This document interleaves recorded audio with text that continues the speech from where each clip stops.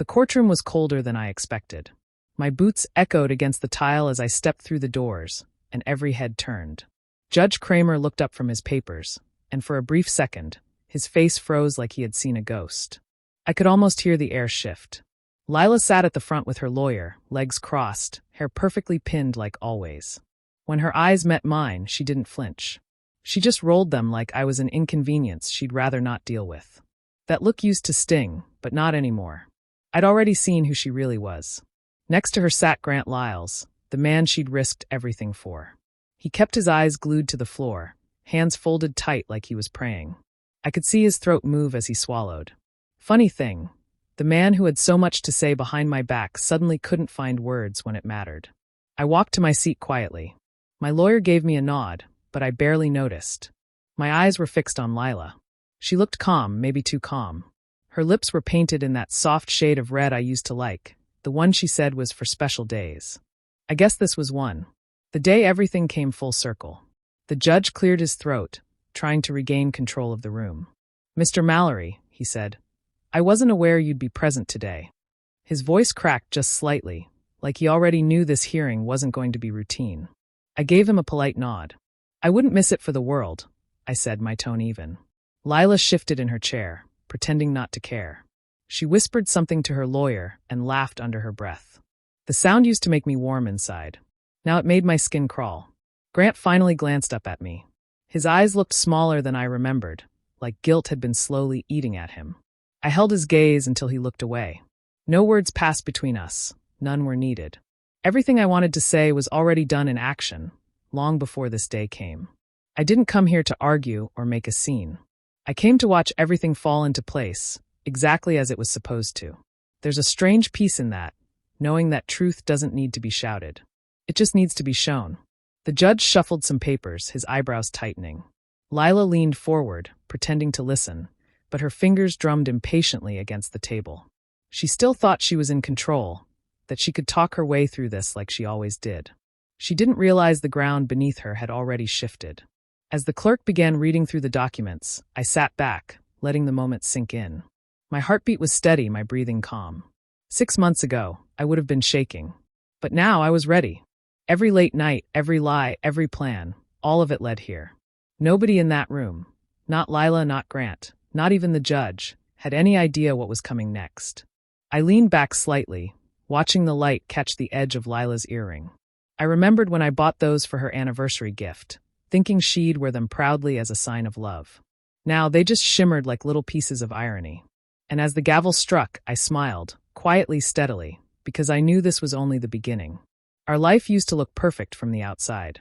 A small house on a quiet street in Vermont, a garden she filled with roses, and a garage where I kept my tools and blueprints. I worked long hours as a construction engineer, managing projects across the state. Lila stayed busy decorating homes, choosing colors and fabrics like she was painting dreams for other people. We'd been married 9 years. We said we didn't need kids. We had time, we had each other, we had plans. At least, that's what I believed. Lila had a way of making every space feel alive. She'd hum while cooking, light candles for no reason, and always tell me she missed me when I came home late. I thought I was lucky. I thought I had everything I'd ever wanted. But sometimes, love can hide cracks you don't want to see. It started small. She began taking more client calls at night. I'd walk past the living room and hear her whispering, laughing quietly. When I asked who it was, she'd wave me off and say, "Just a client who can't make up their mind about curtains." I didn't question it. I trusted her. Then she started wearing a new perfume, something stronger, sharper. I remember asking her if she changed it, and she said her friend recommended it. She smelled good, but it wasn't her usual scent. I noticed how she sprayed it just before heading out, not when she was with me. One evening, I checked the credit card bill while paying utilities. There was a charge for a hotel about an hour away. Lila had told me she went to a client's property there for an interior design job. I believed her because I wanted to. I didn't want to be that kind of husband, the suspicious one. So, I closed the laptop and told myself to trust her. The nights got quieter after that. We stopped talking about our days. She'd come home late, saying she was exhausted. I'd cook dinner, wait for her, and sometimes fall asleep on the couch before she got back. She'd kiss my forehead and go straight to bed. I told myself it was just a busy season for her business. But deep down, something felt off. The night it all changed, she came home after midnight.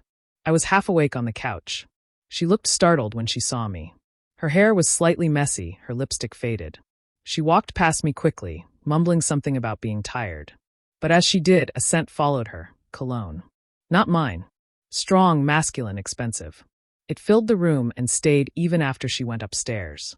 I sat there for a long time, staring at the dark television screen. My heart was steady, but my stomach felt hollow. I didn't want to believe what my senses told me. I'd always trusted her, maybe too much. I could have asked her right then, demanded the truth. But I didn't. I just watched her from the hallway as she crawled into bed and turned away from me. The woman I thought I knew so well suddenly felt like a stranger lying under my roof. That night, something in me shifted. I didn't confront her. I didn't cry. I just went quiet and started to see things for what they really were. It was a Thursday afternoon when everything finally came to light. I was at the site, going over blueprints, when my phone buzzed. It was a message from my friend Riley Darnell, a guy I'd worked with for years. He was one of those friends who never texted unless it was important. The message had no words, just a photo. In the picture, Lila sat at a small table in a restaurant downtown. The one she once said was too fancy for us. She was leaning in close to a man across from her, smiling the way she used to smile at me. Their hands were joined on the table, her fingers wrapped around his like it was the most natural thing in the world. The man was Grant Lyles. I recognized him right away. I'd met him once at a real estate event. He'd shaken my hand like a friend. Now I wished I'd never met him at all. I stared at that photo for a long time. The noise from the site faded, the world around me went quiet. It wasn't anger that hit me first. It was emptiness. Like someone had punched a hole straight through my chest. When I got home that night, Lila was already there, pretending everything was normal. She asked how my day was, kissed my cheek, and went back to scrolling through her phone. I said nothing. I looked at her hands, the same ones I saw in that photo, and I realized how easy it was for her to lie. I didn't confront her that night. I wanted to, but something in me said to wait. I needed the truth, not from her mouth, but from proof she couldn't deny. The next few weeks, I became a man with two faces. By day, I went to work and acted like nothing was wrong. By night, I started digging. I checked our shared bank account, her emails, her receipts. It didn't take long to find the trail. She was careless. Maybe she thought I'd never look. There were hotel bookings under her name. Often on nights, she claimed to have client meetings. The same hotel, always about an hour away. There were messages on her email, deleted but not gone, confirming reservations for two. My stomach turned when I read them. Then came the biggest find, a joint lease. It was buried deep in her documents, saved under an innocent folder name. The lease had both her and Grant's signatures. They had rented an apartment together 3 towns over. The start date was only a month away. But what broke me wasn't just the affair. It was what came next. I found documents from her attorney, hidden in her email drafts. Divorce papers, already prepared, just waiting to be filed. She was planning to leave me, and worse, to take half of my company's equity. Everything I'd built, every late night, every dollar, she wanted it. Not out of need, but out of spite. She had already listed my business as a marital asset, even though I'd started it long before we were married. That night, I sat alone in my truck, the papers spread across the seat beside me. I didn't cry. I didn't yell. I just stared out at the dark street, breathing slow. I thought about the years I'd spent loving her, trusting her, building a future with her. And then I realized she'd already moved on. She was just waiting for the right time to destroy what was left. So I decided I'd wait too, but not to be broken. I'd wait for the moment to make everything right, in my own way. For the next few weeks, I acted like nothing was wrong. Every morning, I kissed Lila on the cheek as she rushed out the door for her client trips. I helped her pack her bags, folding clothes carefully, making sure she didn't forget anything. She smiled at me, laughed at jokes she texted to Grant while I stood nearby, pretending I didn't notice. I let her think she was winning, that I was blind and naive. I learned to be quiet in my own home. Her laughter, the soft ping of messages, the way she hummed while getting ready, I memorized it all. I kept my emotions locked behind a calm face. I smiled at her like the husband she thought I was. Every word I said, every gesture I made was calculated. I wasn't angry yet. I was preparing. Behind that calm exterior, I moved fast. I started with my business. All my shares were legally mine, but I knew she could claim half if she wanted. So, quietly, I transferred them into a trust under my sister's name. She was trustworthy, careful, and loyal. Everything Lila wasn't. That move alone gave me control without her ever realizing. Next, I moved my savings. The account she thought she had access to no longer existed in her eyes. I opened a private account in another bank and transferred all funds there, leaving only what looked normal in the shared account. If she tried to pull anything, she'd hit a wall. Every dollar she thought she could take was already protected. I hired Charlotte Baines, a lawyer known for her sharp mind and ruthless tactics. I met her late at night in her office, surrounded by stacks of case files. Charlotte listened quietly as I explained the situation, her eyes sharp and calculating. She didn't need to lecture me, she knew what to do. Together, we started drafting every possible legal strategy, every contingency. I wasn't planning to beg, I wasn't planning to fight blindly, I was planning to win. At home, I kept up the act. I asked about her day, helped her organize client folders, even offered to drive her to appointments. Lila believed I was trusting and loving, completely unaware that I had seen through every lie she'd ever told. I let her think she had the advantage, that she could sneak away without consequences. Sometimes, when she laughed at a message from Grant, I felt a quiet satisfaction. She didn't know that while she thought she was having fun, I was slowly taking control of everything she could have used against me. The calm I projected wasn't weakness, it was power stored and measured. Evenings were my time. I stayed up late, reviewing documents, double-checking transfers, and planning every step with Charlotte. Each night, I visualized the courtroom, the moment she would realize she had miscalculated. I imagined her surprise, the shock, the silence. I didn't hate her yet, not fully. But I had no illusions about her character anymore. I knew exactly what she wanted, and I was determined to stop her before she even thought about taking what was mine. By the time Lila was ready to make her move, I would already be 2 steps ahead. Calm, quiet, and ready. My storm was coming, and it would be one she could never escape. It started one morning at breakfast. Lila placed a neat envelope in front of me, smiling in that sweet, fake way she always did when she wanted something. "Here," she said softly. "I think it's time." I looked down and saw the words divorce papers printed on the top. My first instinct was to laugh. Not out of anger, but because I had been expecting this for weeks, maybe months. She acted shocked, like I was the one who had missed it. "I can't believe you didn't see this coming," she said, tilting her head, voice trembling just enough to make it seem real. She talked about how I was always too focused on work, how I didn't make her feel alive anymore, how I had ignored her for years. She painted herself as the victim, and for a brief moment I let her. I nodded, pretending to listen, letting the act of concern and surprise settle in her mind. I signed the papers without a word, agreeing to mediation like the dutiful husband she assumed I was. The envelope slid across the table, and she smiled, thinking she had won. She left the kitchen humming, her voice light, careless, the way it had been when she thought she could hide the truth. But she had no idea what I had already done. Long before this morning, I had prepared. While she thought she was sneaky, I had collected everything I needed. Every receipt, every email, every document. I went to my attorney, Charlotte Baines, and filed counterclaims.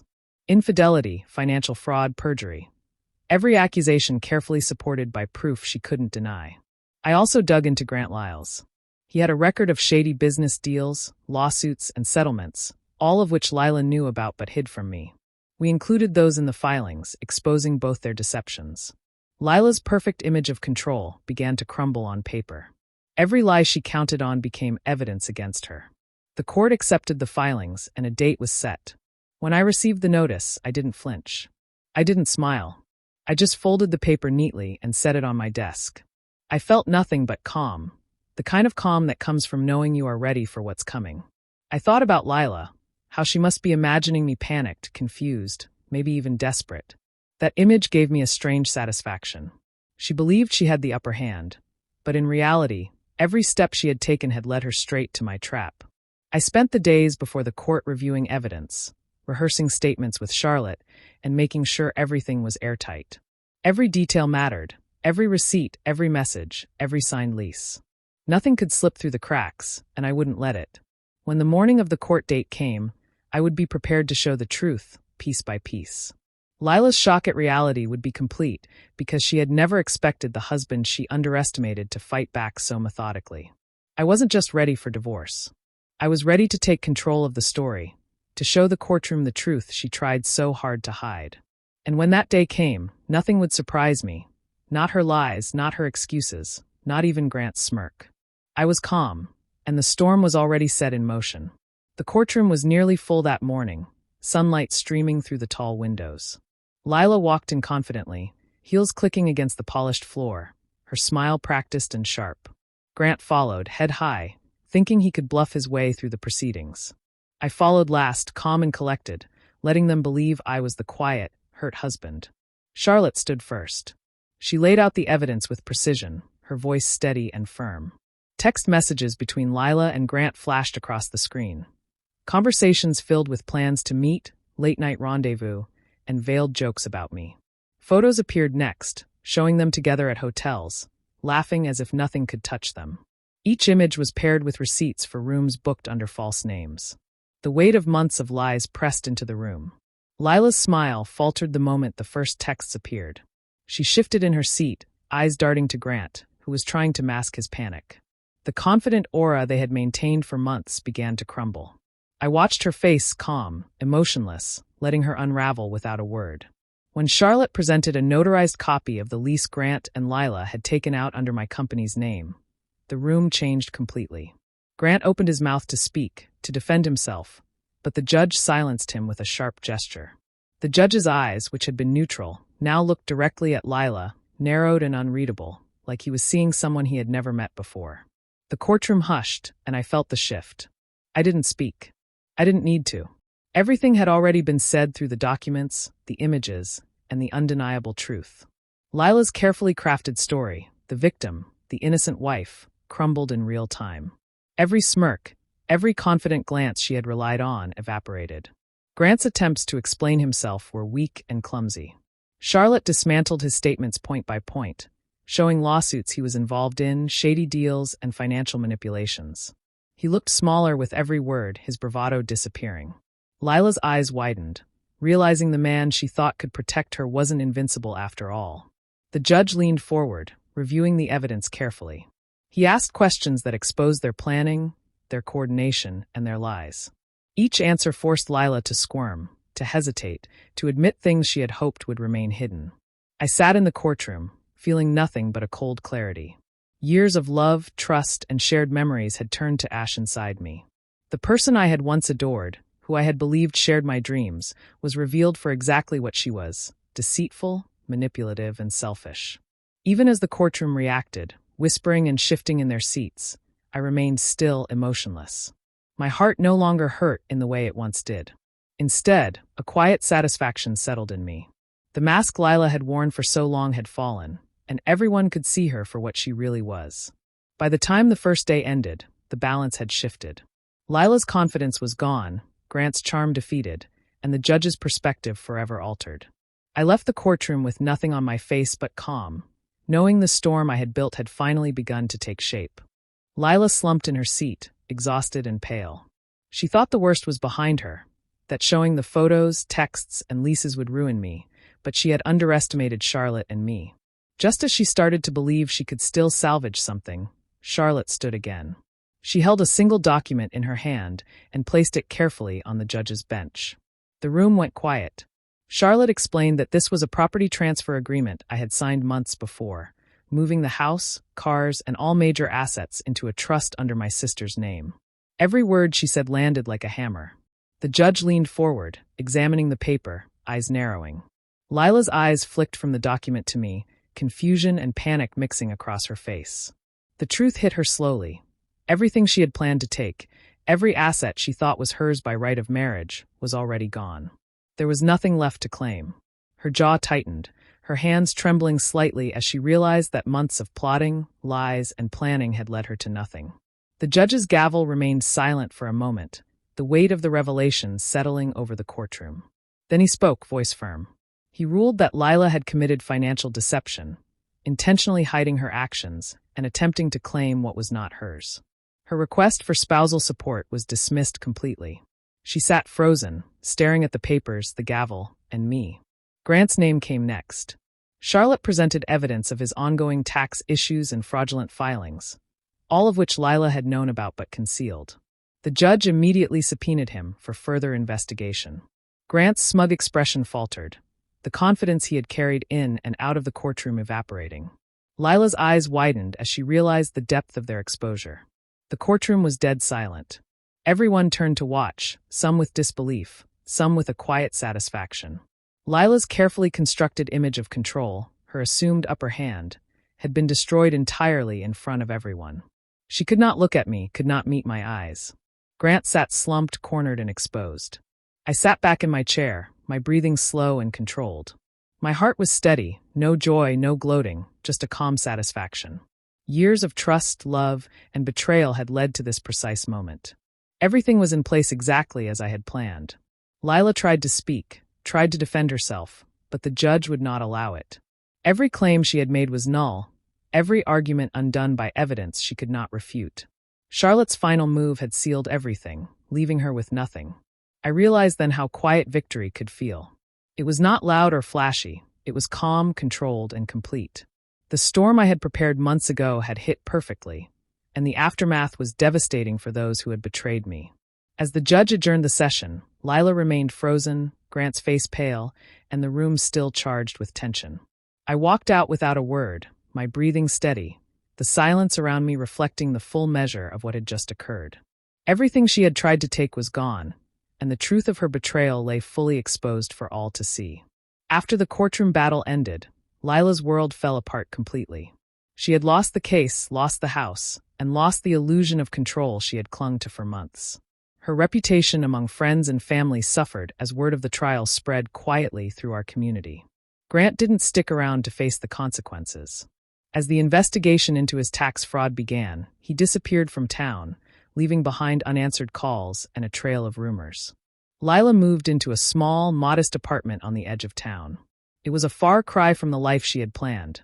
No luxury, no freedom to manipulate, just plain walls and silence. Occasionally, she would send me emails.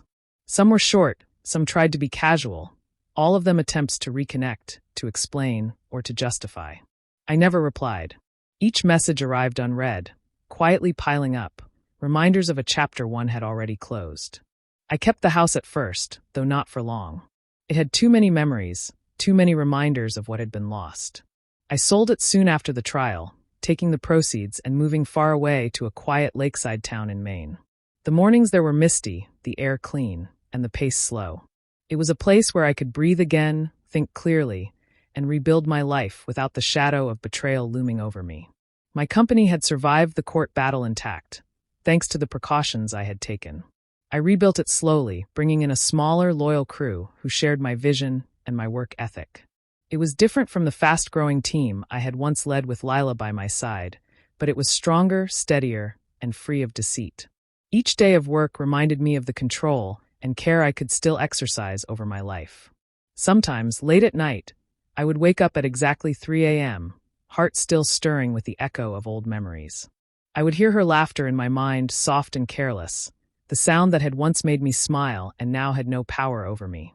It wasn't anger or pain that came with those memories anymore, just a quiet acknowledgement that it had happened, that I had survived, and that I had come out stronger. Life became simpler, slower, and more focused. I spent mornings walking along the lake, evenings reviewing plans for the business, and nights reading or writing by the soft glow of a lamp. The betrayal no longer haunted me. It existed only as a lesson, a reminder of how careful one must be with trust.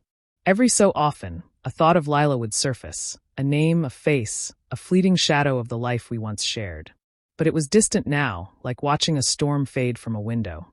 I had lost her, yes, and the hurt had been real, but it no longer defined me. I had taken back control, reclaimed my life, and built a quiet, steady world for myself. One where laughter could be mine again, untainted by lies. In that silence by the lake, I realized that survival wasn't just about winning in court. It was about reclaiming peace one day at a time, and I finally had it. Months passed quietly in the lakeside town. Life had settled into a steady rhythm.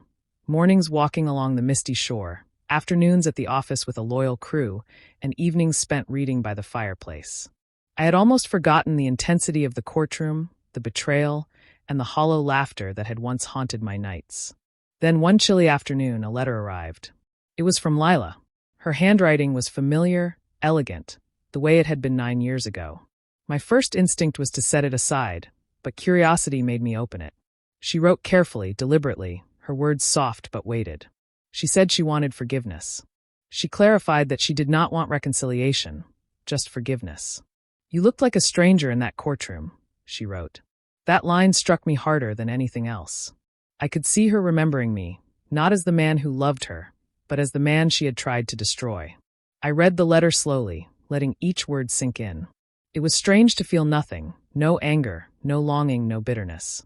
Her request for forgiveness was not for me, it was for her.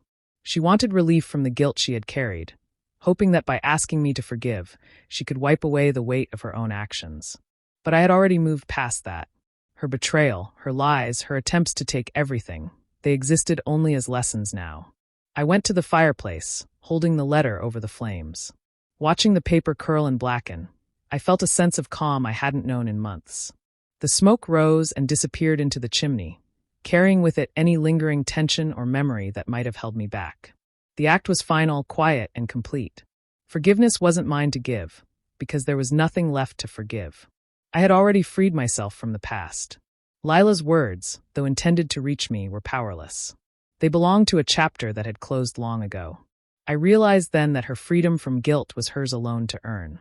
She had no right to demand it from me, and I had no reason to provide it. I was already free, free from lies, free from manipulation, free from the weight of a life that had once been intertwined with hers. After the letter burned, I sat back in the chair, listening to the quiet crackle of the fire. For the first time in a long while, the house felt entirely my own. There were no shadows lurking in corners, no reminders of lost trust, and no tension in the air. Just calm. I thought about the past, about the moments of happiness that had existed before the betrayal. They were memories, not regrets. They reminded me that life had depth, that love had once been real, and that I was capable of rebuilding. But they no longer held any power over me. I folded my hands and watched the fire, knowing that this was the true closure. It wasn't in a courtroom, in documents, or even in winning the battle. It was here, in this quiet moment, fully present and untethered from the past. Lila could seek forgiveness all she wanted, but I didn't need it. I had my peace. I had my freedom. And for the first time in a long time, I felt entirely whole. The memory of the courtroom stayed with me, sharp and clear. I could see it again as if it were yesterday. The judge's eyes widening in surprise, Lila rolling her eyes in irritation, and Grant staring down at the floor, unable to meet anyone's gaze. The air had been heavy with tension, thick with the weight of all that had been hidden, all that had been betrayed. Every detail of that moment was etched in my mind, from the shuffling of papers to the quiet hum of the room. I remembered standing there, calm, emotionless, letting Charlotte present every piece of evidence I had gathered. Each photo, each message, each signed document had landed perfectly. Yet no words of victory passed my lips. No gloating, no flourish, no show of anger. It was all silent, deliberate, controlled. I realized then that revenge wasn't meant to be loud. It wasn't about making noise or drawing attention. It was about precision, patience, and timing. It was about making things right without letting the weight of others' betrayal weigh you down. Watching Lila's face crumble, seeing Grant shrink under the truth, I felt something I hadn't expected. It wasn't triumph. It wasn't even satisfaction in the way people usually imagine it. It was peace. The storm had passed, and the calm that followed was deep and quiet. That was the moment I understood something essential. Revenge isn't about punishment for others. It's about reclaiming yourself, taking back control, and knowing the truth has settled the score for you, not the world. I turned slowly and left the courtroom, each step measured. I didn't look back. There was nothing left to see, nothing left to say. The echoes of betrayal and lies remained behind me, trapped in the room with them. The judge had seen everything, Lila had seen her failures, and Grant had seen his exposure. But I didn't need their recognition. I had already moved beyond it. Outside, the sun was breaking through the clouds. Light spilled across the steps, warm and soft, illuminating the path ahead. The air smelled faintly of rain and fresh pavement, carrying with it a sense of renewal. I walked slowly, letting the brightness fill me, letting the weight of the past lift. There was no cheering crowd, no celebration. There didn't need to be. The world kept moving, indifferent, and I felt a rare freedom in that. The wind brushed past me, carrying away every lingering shadow of hurt, every memory of broken trust. I walked on, steady calm, completely untethered from the chaos that had once threatened to consume me. Every step felt like reclaiming a little more of the life I had nearly lost. In that quiet moment, I understood fully. Revenge doesn't need to shout. It doesn't need fireworks, declarations, or drama. The loudest revenge is often the one no one hears, the one that leaves you intact, unbroken, and finally at peace. Sometimes silence is the loudest revenge. And in that silence, I walked away free.